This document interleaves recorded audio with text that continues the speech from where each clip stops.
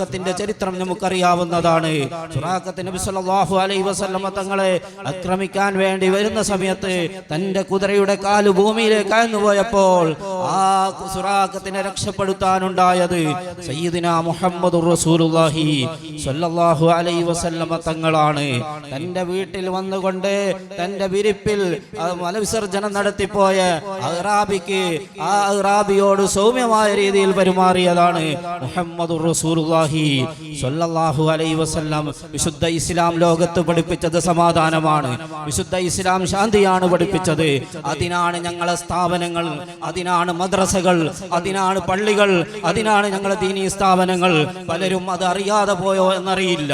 ചില സ്ഥലങ്ങളിൽ മദ്രസ പാഠം കൊണ്ട് ഉപകാരമില്ല എന്നും മദ്രസ പഠനം നിർത്തിവെക്കേണ്ടതാണെന്നും അതുകൊണ്ട് വിദ്യാർത്ഥികൾക്ക് ഉപകാരമില്ല എന്നും പറയുന്ന ജഡ്ജിമാരോടും അത്തരം കാര്യങ്ങൾ വിധിക്കുന്ന കോർട്ടിനോടും ഞങ്ങൾക്ക് പറയാനുള്ളത്, മനുഷ്യനെ മനുഷ്യനായി കാണാൻ, അതുപോലെ തന്നെ ഇവിടെ സ്നേഹവും സൗഹാർദ്ദവും പഠിപ്പിക്കുന്ന മതമാണ് വിശുദ്ധ ഇസ്ലാം എന്നുള്ളതാണ്.